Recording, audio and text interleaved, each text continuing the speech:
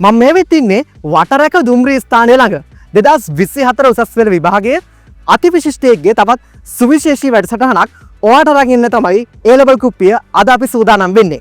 2024 වර්ෂයේ සාමාන්‍ය පෙළ විභාගයට පෙනී ඉඳලා මාස 5ක වගේ කාලයකින් ආයෙත් 2024 වර්ෂයේම ගණිතාංශයෙන් උසස් පෙළ විභාගයට පෙනී ඉඳලා විශිෂ්ට ප්‍රතිඵලයක් ලබාගත්තු රණුලි කවිත්තත් එක්ක කතා කරන්න තමයි අද අපි සූදානම් වෙන්නේ.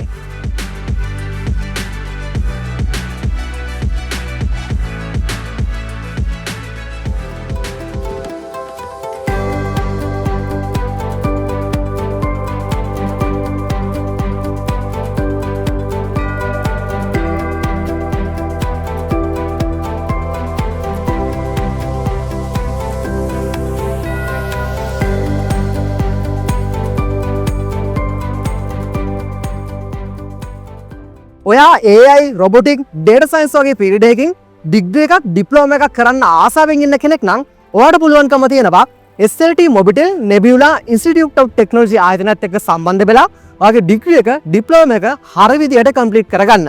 ඉතින් අපි කලින් මතක් කරා වගේම මේ වෙද්දී අපි ඇවිල්ලා ඉන්නේ පාදුක්ක නගරයට. මෙතන ඉඳන් තව ටික දුරක් අපේ අතිදක්ෂ ගෙදරට අපිට යන්න තියෙනවා. අපි එයාගේ ගෙදරට ගිහිල්ලා අද වැඩසටහන ආරම්භ කරමු.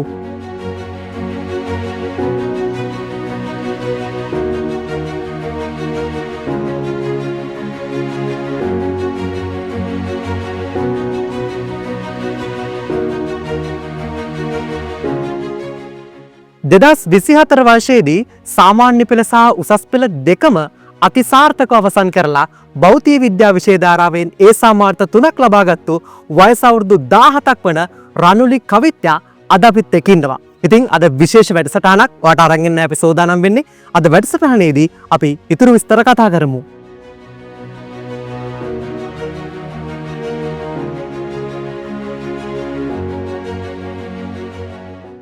වයස අවුරුදු 17ක් වෙද්දී 2024 උසස් පෙළ විභාගයේ භෞතික විද්‍යා විෂය ධාරාවෙන් ඒ සාමාර්ථ 3ක් ලබාගෙන විශිෂ්ට ප්‍රතිඵලයක් ලබාගත්තු රණුලි කවිත්‍යා දැන් අපිත් එක්ක එකතු වෙලා ඉන්නවා. රණුලි කියන්නේ 2024 වර්ෂයේ සාමාන්‍ය පෙළ විභාගයට පෙනී ඉඳලා ඒ 8යි B1 ප්‍රතිඵලයක් අරගෙන 2024 වර්ෂයේ නොවැම්බර් මාසයේදීම උසස් පෙළ විභාගයට භෞතික විද්‍යා විෂය ධාරාවෙන් පෙනී ඉඳලා ඒ සාමාර්ථ 3ක් ලබාගත්තු අතිදක්ෂිකාවක්. ඉතින් රණුලි මම මුලින්ම අහන්න කැමති ඇයි මේ තරම් ඉක්මනට උසස් පෙළ විභාගයට මුහුණ දෙන්න තීරණය කරේ? ඇත්තටම මම කැමති වෙනස් දෙයක් කරන්න. මම මුල يعني O levels වැඩත් ඉවර කරලා තිබ්බ නිසා 9 වසර විතර වෙනකොට මම කැමති වුණා A levels වලට කලින්ම පය තබන්න. ඒ වගේම ඇයි භෞතික විද්‍යා විෂය ධාරාව තෝරගන්න හේතු වුණේ? පොඩි කාලේ ඉඳන් හිම ආසාවක් තිබ්බද? ඇත්තටම මගේ තාත්තත් සංයුක්ත ගණිත ගුරුවරයෙක්. ඉතින් මම කැමති පොඩි කාලේ ඉඳන් උගන්වන්න. එයා උගන්වනවත් මම දැකලා තියෙනවා. අම්මත් ටීචර් කෙනෙක් නිසා මාත් කැමති ටීචර් කෙනෙක් වෙන්න. ඉතින් තාත්තගේ විෂයෙන් ඉදිරියට යන්න තමයි මම කැමැත්තක් දැක්කුවේ. අද වෙද්දී ඒ සාමාර්ථ 3ක් ලබාගෙන ගණිතාංශයෙන් ඔයා සරසවි වරම් මේ වෙද්දී ලබලා තියෙනවා. ඔයා උසස් පෙළ විභාගයට මුහුණ දෙන්න තීරණය කරන්න කලින් මේ ගැන හොඳට හොයලා බැලුවද? මේක ගැටලුවක් වෙන්නේ නැත්නම් ඔයාට විශ්වවිද්‍යාලයට තේරිපත් වෙන්න වයස අඩු වීම? ඇත්තටම තාත්තගේ අධ්‍යාපන අමාත්‍යාංශයේ යාළුවෙන් අහලා බැලුවා. එයා කිව්වා එහෙම වයසේ අවුලක් නැහැ කියලා විශ්වවිද්‍යාලයට ඇතුළත් වෙන්න ලකුණු තියෙනවා නම් අවුලක් නැහැ කිව්වා. ඒ කියන්නේ මේ වෙද්දී රණුලිට පුළුවන්කම ලැබිලා තියෙනවා වයස අවුරුදු 17ක් වෙද්දී උසස් පෙළ විභාගයට පෙනී ඉඳලා සරසවි වරම් ලබා ගන්න. රණුලි අපි දැනගන්න කැමතියි ඔයාගේ සම්පූර්ණ නම, පවුලේ විස්තර, පාසල ඔත් මතක් කරලා එමු. මගේ සම්පූර්ණ නම රණුලි කවිත්‍යා විජේසිරිවර්ධන. මගේ පාසල කොළඹ විශාක විද්‍යාලය. මගේ අම්මගේ නම නිලූකා රාජපක්ෂ. තාත්තා සඳුන්වාන ගුරු. නංගි කෙනෙකුයි මල්ලි කෙනෙකුයි ඉන්නවා. ඒ කට්ටිය තමයි තිබ්බා. ඔව් ඒ වගේම මේ වෙද්දී ගොඩක් දෙනෙක් බලාපොරොත්තු වෙමින් ඉන්නවා ඔයාගේ රෑන්ක් එක, රිසල්ට් එක, SET ස්කෝර් එක දැනගන්න. අපි මේ දේවල් ඔයාගෙන්ම අහලා දැනගන්න කැමතියි. මගේ රෑන්ක් එක දිස්ත්‍රික් 217. SET ස්කෝර් එක 1.99667යි. මගේ රිසල්ට් එක ඒ 3යි. සාමාන්‍යයෙන් උසස් පෙළ ළමයෙක්ට අවුරුදු 2කමාරක වගේ කාලයක් හම්බ වෙනවා උසස් පෙළ විභාගයට හරියාකාරව සූදානම් වෙන්න. රණුලි තීරණය කරන්නේ 2024 මැයි මාසයේදී සාමාන්‍ය පෙළ විභාගයට පෙනී ඉඳලා ඒ අවුරුද්දෙම සාමාන්‍යයෙන් මාස 4ක් 5ක් වගේ කාලයක් වාර්ත වෙලා තියෙනවා. 2024 වර්ෂයේදීම නොවැම්බර් මාසයේදී භෞතික විද්‍යා විෂය ධාරාවෙන් උසස් පෙළට පෙනී ඉන්න රණුලි තීරණය කරනවා. මම දැනගන්න කැමතියි ඔයා එතකොට සාමාන්‍ය පෙළ විභාගයේ හදාරද්දිම සෝදානම් වුණාද උසස් පෙළ විභාගයට මුහුණ දෙන්න? ඔව් ඇත්තටම මම සාමාන්‍ය පෙළත් එක්කම තමයි උසස් පෙළ කරගෙන ගියේ. මම සාමාන්‍ය පෙළට ක්ලාසස් ගිහින් නෑ. ඉස්කෝලේම තමයි ඉගෙන ගත්තේ. ඉස්කෝලේ මුල් කාලේ ගිහිල්ලා ඊටු ටික මමම තනියෙන් තමයි ඉගෙන ගත්තේ. ඉතින් මම මුල ඉඳලා 10 වසර වගේ ඉඳලා A level classes තමයි ගියේ. ඒ කියන්නේ ඔයා 10 වසර ඉඳන් තමයි උසස් පෙළ විභාගයට සූදානම් වෙන්න පටන් ගත්තේ සාමාන්‍ය පෙළ පන්ති යන්නේ නැතුව. ඒත් එක්කම මේ වෙද්දී ඔයා විශේෂ කෙනෙක්. මොකද සාමාන්‍ය පෙළ අවසන් කරලා ඒ අවුරුද්දෙම උසස් පෙළ විභාගයට මුහුණ දෙලා තියෙනවා. කලාතුරකින් අපිට දකින්න ලැබෙන අවස්ථාවක්. ඒ හින්දා අපි මේ වීඩියෝ එක බලන් ඉන්න හැමෝටම මතක් කරමු ඔයා මොන වගේ සැලැස්මකින්ද පාඩම් කරන්න පටන් ගත්තේ. සාමාන්‍යයෙන් සාමාන්‍ය පෙළ විභාගයට සූදානම් වෙන්න ඕනි. ඒ අතරතුරේදී ඔයා තීරණය කරලා තියෙනවා උසස් පෙළ විභාගයට සූදානම් වෙන්න. ඔයාගේ මොන වගේ ප්ලෑන් එකක්ද මේ පාඩම් කරන්න තිබ්බේ? මුලින් ඉඳලාම ඉතින් මම උසස් පෙළට තමයි වැඩි අවධානයක් දුන්නේ. සාමාන්‍ය පෙළට මම ඉස්කෝලේ ගියේ ගොඩක් වෙලාවට ටර්ම් ටෙස්ට් වලට නම් අනිවාර්යෙන්ම ගියා.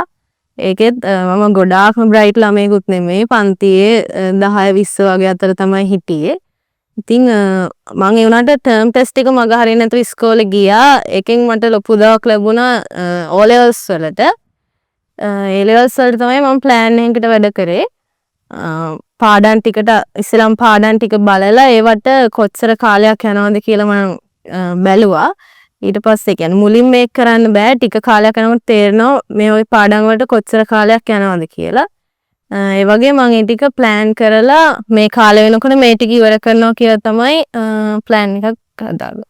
රණුලි කියන්නේ උසස් පෙළට පාසලත් එක්ක සම්බන්ධ නොවි අමතර පන්ති වලට ගිහිල්ලා උසස් පෙළ කරපු කෙනෙක්. ඔයා සාමාන්‍යයෙන් අමතර පන්ති යන්න පටන් ගත්තේ මොන කාලේ වගේ ඉඳන්ද උසස් පෙළට?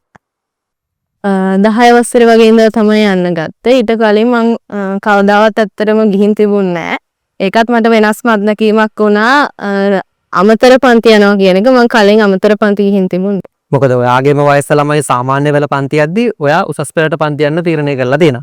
ඒ වගේම උසස් පෙළ දරුවන් මුහුණ දෙන ප්‍රධාන ගැටලුවක් තමයි Tamanගේ අමතර පන්ති ටික හරියාකාරව තෝරගන්නවා කියන එක. මොකද උන්ට නම් අවුරුදු 2කමාරක කාලයක් තියෙනවා. ඔයාට ඊට අඩු කාලයක් තියෙද්දී ඔයා කොහොමද අමතර පන්ති ටික හරියාකාරව තෝරගත්තේ ඔයාටම ගැලපෙන විදිහට? ඇත්තටම මම මුලින් ඉඳන් ගිය සර්ලා මට හොඳට ඉගැන්නුවා. මම ගොඩක් පන්ති වලට ගියේ නෑ. මම ගිය ඒ කියන්නේ විෂයන් 3 පන්ති 3ේම සර්ලා මට හොඳට ඉගැන්නුවා. මට ඒ ටික හොඳට තේරුණ නිසා මම මුලින් ඉඳන්ම එකම සර්ලා 3 දෙනෙක්ගේ තමයි පන්ති ගියේ. උසස් පෙළට මුහුණ දෙන ළමයින්ට තියෙන තවත් ප්‍රධාන ගැටලුවක් තමයි කාල කළමනාකරණය කියන්නේ. මේ ටයිම් මැනේජ්මන්ට් එක නැත්නම් කිසි දෙයක් හරියාකාරව කරගන්න නොහැකි වෙනවා. රණුලි කොහොමද සාමාන්‍ය පෙළ වැඩත් එක්ක උසස් පෙළට සූදානම් වෙද්දී ඔයාගේ සතිය එහෙම නැත්නම් දවස කොහොමද ප්ලෑන් කරගෙන තියාගත්තේ වැඩ කරන්න? සාමාන්‍ය පෙළ ඇත්තටම දෙකම එකටත් කරගෙන ගියා. දැන් උසස් පෙළ ගණන් හදලා මහන්සි වුණාම සාමාන්‍ය පෙළ සිංහල කවියක් පාඩම් කරන්න වගේ ඒ වගේ වෙලාවල් යොදාගත්තා. ඉතින් සාමාන්‍ය පෙළට ගොඩක් වෙලාවට ටර්ම් ටෙස්ට් එකට සතියක් විතර කලින් තමයි මහන්සි වෙන්නේ ගොඩක්. ඊට කලින් මම උසස් පෙළ ටික කරගෙන ගියා. ඊට පස්සේ සාමාන්‍ය පෙළ ලඟ වුණාම නම් මම මාසයක් විතරම O levels වලට තමයි වෙන් කළේ. A levels වැඩ ඒ කාලේ නැවැත්තුවා. ඔයාට ගැටලුවක් උනේ නැද්ද සාමාන්‍ය පෙළත් එක්ක උසස් පෙළ හදාරනවා කියන එක? එහෙම ගැටලුවක් වුණේ නැහැ. ඇත්තටම සාමාන්‍ය පෙළ එකම දේ තමයි රිපීට් වෙවි යන්නේ මට තේරෙන විදිහට නම්. 6 7 8 9 වගේ වසරවල වල එකම දේ තමයි ළමයින්ට උගන්වන්නේ. ඉතින් ඒක මට ගැටලුවක් වුණා. ඒ කරුණ තවත් ගැඹුරට හැදෑරීමක් උසස් පෙළ හරහා සිද්ධ වෙනවා. ඒ වගේම රණුලි ඔයා කොහොමද උසස් පෙළට සූදානම් වෙද්දී සංයුක්ත ගණිතය, රසායන විද්‍යාව, ඒ වගේම භෞතික විද්‍යාව මේ විෂයන් තුනට එක විදිහට කොහොමද පාඩම් කරන්න ක්‍රමයක් හදාගත්තේ? සාමාන්‍යයෙන් ඔයා මේ විෂයන් තුනට විශේෂ ක්‍රම මොකුත් තිබ්බද පාඩම් කරන්න වෙන වෙනම? නැත්නම් විෂයන් තුනට පොදුවේ ක්‍රමයක් තිබ්බද ඔයා පාඩම් කරනවා කියලා? විෂයන් තුනම ඇත්තටම බැලන්ස් එකේ තමයි මම කරගෙන ගියේ. දැන් මම සංයුක්ත ගණිතයට කැමති කියලා එක වැඩිපුර කළේ නෑ. තුනම බැලන්ස් එකේ සතියට එක දවසක් ෆිසික්ස්, එක දවසක් කෙමිස්ට්‍රි, ඒ වගේ එක කොටසම ඉවර කළේ එකපාරේ. කියන්නේ පාඩම් කරලා ඉවර කළා. කෙමිස්ට්‍රියෙන් පාඩම් කරන්න තියෙන්නේ. ඊට පස්සේ මම තව පොතක් තියන් හිටියා නිකන් ඩයරි එකක් වගේ. ඒකේ මම ප්‍රශ්න කරනකොට මට අමාරු ඒවා මතක තියාගන්න ඕනේ ඒවා ලියා ගන්න ඕනේ. කියන්නේ එක විෂයකට නෙමෙයි විෂයන් තුනටම එක පොතක්. එතකොට තව විෂයන්ට අදාළ නැති ඒවත් මම ලියා ගන්නවා. හැබැයි O level A level mix කරගත්තේ නෑ. A levels එක පොතක. ඉතින් එතකොට මම දන්නේ නැති ප්‍රශ්න සමහරලාට මට කරුණු ඕනුනහම මම ඒ පොත පෙරලලා බලනවා. එතකොට තවත් ඒවා මට පේනවා. එතකොට ඒකෙන් මට ගොඩක් උදව්වක් ලැබුණා මේ මගේ මතකය අපහු රිපීට් වුණා ඒ පොත නිසා ඇත්තටම. ඒක මම යන තැන අරගෙන. අපි ඔයගෙන් විෂයන් 3 ගැන වෙන වෙනම කතා කරොත් සංයුක්ත ගණිතයේ විෂය ගැන අපි මුලින් කතා කරන්න ගත්තොත් කොහොමද ඔයා සංයුක්ත ගණිතයේ විෂයට සූදානම් වුනේ? මොකද මේ වීඩියෝ එක බලන කෙනෙක්ට දැනගන්න ගොඩක් දේවල් ඇති වාගෙන් කොහොමද සංයුක්ත ගණිතයේ විෂයට සූදානම් වෙන්න ඕනි? පැට කරන්න ඕනි කොහොමද කියන එක අපි යාලට මතක් කරමු. ඇත්තටම සංයුක්ත ගණිත විෂය කියන එක පාඩම් කරලා කරන්න පුළුවන් දෙයක් නෙමෙයි. ගණන් හදලා වෙනස් වෙන සිද්ධි වලට ගණන් හදලා ඒක හිතන්න පුරුදු වෙන එක තමයි ඇත්තටම ගණිතය කියන විෂය වෙන්නේ. ඉතින් පාඩම් කරලා ඇත්තටම මේක කරන්න අමාරුයි. එක විදිහේ ගණන් හදලා එක පාස් පේපර්ස් තව මොඩල් පේපර්ස් ඒ වගේ ගොඩක් දේවල් කරලා මම වෙනස් ක්‍රම ඇත්තට මමත් කැමති වෙනස් ගණන් හදන්න එකම જાති ගණන් හදන්න කැමති නෑ. වෙනස් විදිහට ඉතින් මම හදන්න උත්සාහ. ඊට පස්සේ අපි රසායන විද්‍යාව විෂය ගැන කතා කරොත් සාමාන්‍යයෙන් ප්‍රායෝගික ක්‍රියාකාරකම් වලටත් ඔයාලට පුහුණු වෙන්න සිද්ධ වෙනවා රසායන විද්‍යාව විෂයේදී. මේ දේවල් ඔක්කොම කොහොමද කරගත්තේ පාසල් යන්නෙත් නැතුව? ප්‍රායෝගික ක්‍රියාකාරකම් මම YouTube එකේ වගේ වීඩියෝස් බලලා තියෙනවා. ඇත්තට මේ ලස්සන වීඩියෝස් තියෙනවා ඒවා හොඳට කියලා දෙන. සර්ත් හොඳට කියලා දුන්න පන්තියේ මම මගේම චිත්‍ර රූපයක් මවාගෙන තිබ්බේ මොන වගේ දෙයක්ද වෙන්නේ කියලා ඇත්තට මෙතන හොඳ අවබෝධයෙන් තමයි ප්‍රැක්ටිකල් කියන ඒවා කරන්න ඕනේ. පාඩම් කරලා අමාරුයි. පාඩනුත් කරන්න ඕනේ සමහර කරුණු. ඒවා කරනකොට ඇති වෙන ගැටලු එහෙම හොඳට අවබෝධයක් ලබා ගත්තොත් තමයි කරන්න පුළුවන්. ඒ වගේම අපි භෞතික විද්‍යාව විෂය ගැනත් හොඳ අවධානයක් යොමු කරන්න ඕනි. කොහොමද භෞතික විද්‍යාව විෂයට පාඩම් වැඩ කරගෙන ආවේ? භෞතික විද්‍යාව විෂය පාස් පේපර්ස් ගොඩක් කළා. MCQ කරගන්න එහෙමනම් මම 1980 ගණන් විතර ඉඳන් පාස් පේපර්ස් කළා. එතකොට ඒවා වරදින ඒවා මම වෙනම රවුම් කරලා තියලා දන්න අයියලා අක්කලාගෙන් එහෙම අහගත්තා. කියන්නේ අතෑරලා ගියේ නෑ මට බැරි වෙන ඒවා හැමෝගෙම අහගත්තා. රචනා ප්‍රශ්න වලටත් ටයිම් මැනේජ් කරගන්න පුරුදු වුණා. ඒ කියන්නේ පැය භාගයක් තියෙනවා නම් මම විනාඩි 20ට වගේ ටයිම් කරලා ලිව්වා. මුලින්ම ටයිම් කළේ නෑ. මුලින්ම මම ප්‍රශ්නේ කළා. ඊට පස්සේ මට ප්‍රශ්න කරන්න පුරුදු වෙනකොට අන්තිම කාලේ තමයි මම ටයිම් කරලා ලියන්නේ. ඒ වගේම මේ විෂයන් තුනට අදාළව ඔයා මොකුත් කෙටි ක්‍රම විශේෂ ක්‍රමවේද මොකුත් පාවිච්චි කරාද? කෙටි ක්‍රම කියලා ඉතින් එහෙම ලොකුවට නෑ. මැත්ස් වලට නම් එහෙම ලොකුවට කෙටි ක්‍රම නෑ. සමහර කෙමිස්ට්‍රි වගේ ඒවත් නම් සර් සමහර කවි වලින් පාඩම් කරන ඒ වගේ ඒවා කියලා දෙලා තිබ්බේ. ඒවා ඉතින් එච්චරම ලොකු ඉෆෙක්ට් එකක් නෑ. අවබෝධයෙන් කරන එක තමයි වැදගත්. ෂෝට් නෝට්ස් එහෙම පාවිච්චි කරාද? ඔව් ෂෝට් නෝට්ස් ඇත්තටම මම මගේ අතින්ම ලියාගන්න ඒවා තමයි ලියනකොටත් මතක හිටිනවා. ඊට පස්සේ මගේ අකුරෙන් ලියන ඒවා තමයි ඇත්තටම මගේ පැත්තෙන් ගත්තොත් මට මේ හොඳ ප්‍රතිඵලයක් දෙන්නේ. ඒ වගේම රණුලි මේ විෂයන් තුනට අදාළව ඔයා අමතර පොත්පත් පාවිච්චි කරාද? වෙළඳ පොලේ තියෙන බැරෑරුම් කරුණු මුකුත් තේරුම් ගන්න විශේෂයෙන්ම සම්පත් පොත් පාවිච්චි කරාද? ඔව් මම පාවිච්චි කළා. තව ප්‍රැක්ටිකල් බුක් එක පාවිච්චි කළා ෆිසික්ස් වලට තියෙන. රෝසස්ගේ විවරණ ගොඩක් තිබ්බ මම ළඟ පොත් 20ක් විතර. පාස් පේපර්ස් ගොඩක් යූස් කළා. ඒ ටික තමයි. උසස් පෙළ හදාරන ඔයාටත් අවශ්‍ය කරන අමතර පොත්පත් වගේම පසුගිය විභාග ප්‍රශ්න පත්‍ර විවරණ සහිතව ගෙදරටම ගෙන්න ගන්න පුළුවන්කම තියෙනවා. මේ වෙද්දි 2500කට අධික උසස් පෙළ පොත් සංඛ්‍යාවක් තියෙන ලංකාවේ විශාලතම උසස් පෙළ පොත් එකතුව එළඹ කුප්පි ස්ටෝර් එකෙන් ඔයාගේ ගෙදරටම ඔයාගේ පොත් ඕඩර් එක ගෙන්න ගන්න පුළුවන්කම තියෙනවා. තිරේ දිස්සන මේ නම්බර් එකට කෝල් එකක් හරි WhatsApp මැසේජ් එකක් හරි දාන්න. ඔයාගේ උසස් පෙළ විභාගයේ රසායන විද්‍යාව සහ භෞතික විද්‍යාව බහුවර්ණ කීයක් විතර හරියන්නේ නැති කියලා අනුමානයක් තියෙනවද? ෆිසික්ස් වල නම් 40ක් විතර හරිය ගියා. කෙමිස්ට්‍රි වල 46ක්. ඒ වගේම අපි දැනගන්න කැමති කොහොමද බහුවර්ණ ප්‍රශ්න වලට ඔයා කල්කියා සූදානම් වුණේ? විෂයන් දෙකටම අදාළව හොඳ ප්‍රැක්ටිස් එකක් ගත්තේ කොහොමද වෙලාවට බහුවර්ණ ටික ඉවර කරගන්න? ඒක ඇත්තටම පේපර්ස් වලින්ම තමයි මම ප්‍රැක්ටිස් එක ගත්තේ. පන්ති වලත් වෙලාවට පේපර් එක ලිව්වා වැඩි වෙලාවක් ගත්තේ නෑ. තව ඊට පස්සේ මම තනියෙන් කරන පේපර්ස් වල පැය දෙකේ පේපරේ පැය එකමාරෙන් වගේ කරන්න ගොඩක් උත්සාහ කළා. අන්තිම වෙනකොට මට පුළුවන් වුණා පැය එකමාරෙන් කරගන්න. ඉතින් එතකොට මට වෙලාව ඉතුරු වෙලා සමහර වෙලාවට අමාරු ප්‍රශ්න කරන්න පස්සේ මං ආයේ ඔක්කොම ටික හදලා ආපහු එනවා. ඒ කියන්නේ මම එකක් හදලා එකක් නෙමෙයි කරන්නේ. මුලින් මට පුළුවන් ප්‍රශ්න ටික කරගෙන ගිහිල්ලා ඊට පස්සේ අමාරු ප්‍රශ්න වලට අත ගහන්න ඊට පස්සේ. ඒ වගේම අපි රචනා ප්‍රශ්න, ව්‍යුහගත රචනා ප්‍රශ්න ගැන කතා කරොත් ඔයා කොහොමද විෂයන් තුනටම අදාළව මේවට හොඳ පුහුණුවක් ලබා ගත්තේ? රචනා ප්‍රශ්න ඇත්තටම ඒවා මම කරන ගමන් මමම තනියෙන් හරි වැරදි සහ ලකුණු දාගත්තා. ඒතකොට මමම දැක්කා මොන වගේ පොයින්ට්ස් වලද ලකුණු හම්බෙන්නේ කියලා.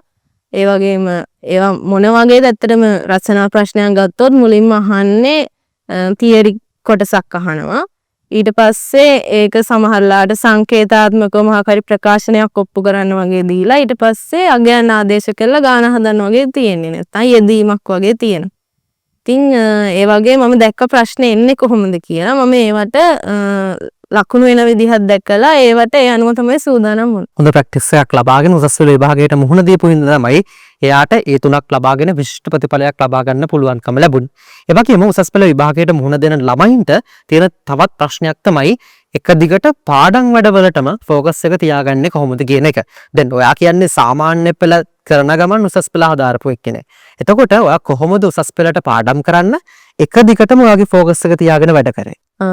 ෆෝකස් එක ඇත්තටම මටත් එක දිගටම තිබුණේ නෑ. එහෙම අමාරු වෙච්ච වෙලාවට මම පොඩි බ්‍රේක් එකක් අරගෙන මට පොඩි මල්ලි කෙනෙකුත් ඉන්නවා. මම එයාත් එක්ක සෙල්ලම් කරනවා. අම්මට උයන් උදව් කරනවා. ඒ වගේ මොකක් හරි අමතර වැඩක් කරලා අපහු පාඩම් කරන්න යනවා. ඉතින් එක දිගටම කළෙත් නෑ. ඒ වගේ පාඩම් වැඩ කරගෙන යද්දී ස්ට්‍රෙස් එකක් එන කෙනෙක්ට අවධානය වෙන පැත්තකට යන කෙනෙක්ට මොන වගේ දෙයක්ද කරන්න පුළුවන් විදිහට ඔයාලට යෝජනා කරන්න පුළුවන්? ඇත්තටම තමන් කැමති දෙයක් කරන්න පුළුවන්. ඔයා කැමති මොනවද? ඒ දේ ඔයා කියන්නේ ඔයාලට එහෙම ફોකස් එක නැති වෙන්නේ මොනවා හරි හිතන නිසානේ.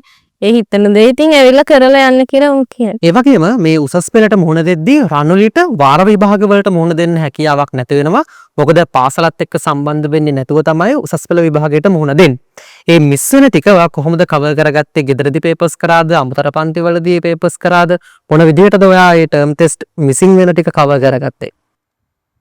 ටර්ම් ටෙස්ට් වගේම තමයි ඇත්තටම මං ගිය පේපර් ක්ලාස් වල හරියටම හොඳ ස්ටෑන්ඩඩ් එකට ගාන්ට තප්පරයක්වත් සර් අපිට වැඩිපුර දෙන්නේ නැහැ. පේපර්ස් එකතු කරන අය ඒක ඒ වගේ මේ කියන්නේ කොපි කරනවද කියලා බලන අය ඔක්කොම කට්ටිය ඉන්නවා. ඉතින් අර එක්සෑම් ෆීලිං එක මට ඇත්තටම ක්ලාසස් වලින් ලැබුණා. ඒ වගේම දැන් හොඳට පාඩම් කරගෙන ඇහිලා ළමයෙක්ට විභාගේ ලං වෙනවා. 2024 උසස් පෙළ විභාගය ආසන්නයටම ආවට පස්සේ සාමාන්‍යයෙන් ඔයාට සාමාන්‍ය පෙළ අවසන් කරාට පස්සෙත් ආසන්නයටම වගේ කාලයක් තමයි ඉතුරු වෙන්නේ. මාස 4ක 5ක වගේ කාලයක්. මේ කාලෙදී ඔයා කොහොමද පාඩම් වැඩ ටික කරගත්තේ? මම ඊට පස්සේ සාමාන්‍ය පෙළ ඉවර වෙලා මුලින්ම බැලුවා මොනවත් තව කියන්නේ මට මිස් වෙච්ච කෑලි මොනවා හරි බැරි වෙලා තියෙනවද කියලා. ඇත්තට මම A levels මුලින් ඉඳන්ම කරගෙන ආපු නිසා يعني බැලන්ස් එකේ කරන් ආපු නිසා මට එහෙම මුකුත් හිර වෙලා තිබුණ නැහැ කිසිම විෂයක. ඉතින් මට කරන් තියෙන ටික මම ආපහු ඉදිරියට ප්ලෑන් කරලා මේ කොටස් ඉවර කරනවා කියලා හිතාගෙන විභාගෙට මාස 3ක් විතර කලින් සිලබස් එකත් කවර් කරගත්තා. ඊට පස්සේ ඒ අනුව තමයි වැඩ කරේ. ඊට පස්සේ අපි විභාගයේ දවස් ගැන කතා කරොත් මොකද ඔයා උසස් පෙළට නියමිත වයසට කලින් තමයි විභාගයට මුහුණ දෙන්නේ. ඔයාට කොහොමද දැනුනේ මේ විභාගයේ දවස්වලදී මොන විදිහටද ඔයා කලින් වැඩ කරපු දේවල් ප්‍රයෝජනවත් උනේ? විභාග දවස්වල නම් ඉතින් විභාග දවසට නම් මුකුත් පාඩම් කළේ නෑ. ලං වෙනකොට මං අන්තිමට මට කරන්න කියන්නේ එහෙම මුකුත් පාඩම් කරන්න ඉතුරු වෙලා තිබුණේ නෑ. ප්‍රශ්න තමයි අන්තිම ටිකේ ගොඩක් කළේ. පාස් පේපර්ස් කළා, මොඩල් පේපර්ස් කළා. විභාගෙට ගියාමත් ඇත්තටම මම සැහැල්ලුවෙන් තමයි විභාගෙට ගියේ. අර පොත් මුකුත් දාගෙන එදා උදේට පාඩම් කරන්න එහෙම ගියේ නෑ. ඇඩ්මිෂන් එකයි පෑන් 2-3 ෆී අරගෙන සැහැල්ලුවෙන් ගිහින් පේපරේ ලිව්වා. අර ලොකුවට හිතට ගත්තේ නෑ මේක තමයි ලෙවල් පේපරේ, මේක ෆේල් වුණොත් මොකද වෙන්නේ? ඒ වගේ දේවල් මම හිතුවේ නෑ. හැමතිස්සෙම පොසිටිව් විදියට හිතලා තමයි වැඩ පිළි. රණුලි, ඔයාගේ මේ වීඩියෝ එක බලන් ඉඳලා තවත් උසස් පෙළ හදාරන කෙනෙක්ට හිතනවා නම් නියමිත කාල සීමාවට කලින් උසස් පෙළ විභාගයට මුහුණ දීලා විශිෂ්ට ප්‍රතිඵලයකට යන්න එහෙම කෙනෙක්ට මොන වගේ උපදේශයක් ඔයාලට දෙන්න පුළුවන්? ඒක ගැටලුවක් වෙන්නේ නැද්ද යාගේ වැඩවලට? මොන වගේ දෙයක්ද ඔයාලට කියන්න තියෙන්නේ ඒක ගැන? ඉස්සෙල්ලම ඒකට තමන්ගේ ආත්ම විශ්වාසය තියෙන්න ඕන. තමන්ට එක් කරන්න පුළුවන්ද කියන එක තමන්ගේ ඇතුලේ මොරාල් එකක් තියෙන්න ඕන. මට කරන්න පුළුවන් කියලා. ඒ වගේම මගේ තාත්තත් ගුරුවරයෙක් නිසා මට හොඳ මඟ පෙන්වීමක් තිබුණා. ඉතින් මට ඒ පාර පෙන්වන්න කෙනෙක් හිටියා. ඒක නිසා තමයි මට ඇත්තටම ඉදිරියට යන්න ලොකු හේතුවක් වුණේ. ඉතින් මම කැමතියි ඔයාලත් එහෙම අඩු වයසින් කරනවා නම් ඇත්තටම කරන්න පුළුවන් ගොඩක් අය ඇති. අපේ රටේ අධ්‍යාපන ක්‍රමයත් එක්ක ගොඩක් වෙන්නේ වයසට යන එක. පිට රටවල ගොඩක් ළමයි අඩු වයසින් කැම්පස් ගිහිල්ලා ඉක්මනට මේගොල්ලෝ රටේ ආර්ථිකයට සම්බන්ධ වෙලා රට දියුණු කරන්න දායක වෙනවා. රණුලිගේ මෙතනින් එහාට මොන වගේ ප්ලෑන්ස් ටිකක්ද තියෙන්නේ වැඩ ටික කරගෙන යන්න? මම කැමතියි කොළඹ විශ්වවිද්‍යාලයට ඇතුළත් වෙලා සංයුක්ත ගණිතය පැත්තේ විශේෂ වේදී උපාධියක් හදාලා මහාචාර්යවරියක් වෙන්න. ඒ වගේම අපි අවස්ථාව ලබා දෙනවා රන්විට මේ වෙලාවේදී ස්තුති කරන්න විශේෂ කට්ටිය ඉන්නවා නම් අපි අවස්ථාව ලබා දෙනවා ඒ වෙනුවෙන්. ඇත්තටම මට මගේ තාත්තට අම්මට ඒ වගේම මගේ නංගිලා මල්ලිලාත් මට ලොකුවට උදව් කළා මගේ වැඩ ටික කරගන්න. ඒ වගේම ගුරුවරුන්ට O level ගුරුවරුන්ට ඒගොල්ලෝ මට කිසිම පීඩනයක් දුන්නේ නැහැ ඉස්කෝලේ එන්නේ නැහැ එහෙම එන්න කියලා. ඉතින් ඒ වගේම මට A level කාලේදී උගන්වපු ගුරුවරු හැමෝටම ස්තුති කරන්න ඕනේ යාළුවන්ට හැමෝටම ස්තුතියි කියලා තමයි කියන්නේ. 2024 වර්ෂයේදී මැයි මාසයේදී සාමාන්‍ය පෙළ විභාගයට පෙනී ඉඳලා A8යි B1ක ප්‍රතිඵලයක් ලබාගෙන මාස 5ක වගේ කාලයකින් ආයෙත් 2024 නොවැම්බර් මාසයේදී උසස් පෙළ විභාගයට ගණිත විෂය ධාරාවෙන් පෙනී ඉඳලා ඒ 3ක් ලබාගෙන විශිෂ්ට ප්‍රතිඵලයක් ලබා ගන්න රණුලි කවිත්යට අද වෙද්දී හැකියාව ලැබිලා තියෙනවා. ඉතින් ඔයාටත් රණුලිගේ කතාවෙන් ගොඩක් දේවල් ලබා ගන්න තියෙනවා. මොකද අඩු කාල සීමාවකින් ලොකු වැඩ ටිකක් කරලා විශිෂ්ට ප්‍රතිඵලයක් ලබාගත්තු කෙනෙක් තමයි රණුලි කියන්නේ. ඒකින්ද වැදගත් දේවල් ඔයාගේ අධ්‍යයන කටයුතු වලට අදාළ කරගෙන ඔයාගේ ගමනක් සාර්ථක කරගන්න කියලා අපි සුබ ප්‍රාර්ථනා කරනවා. ගොඩක් ස්තුතියි රණුලි අද අපිත් එක්ක එකතු වුණාට. එහෙනම් හැමෝටම සුබ දවසක් ප්‍රාර්ථනා කරනවා.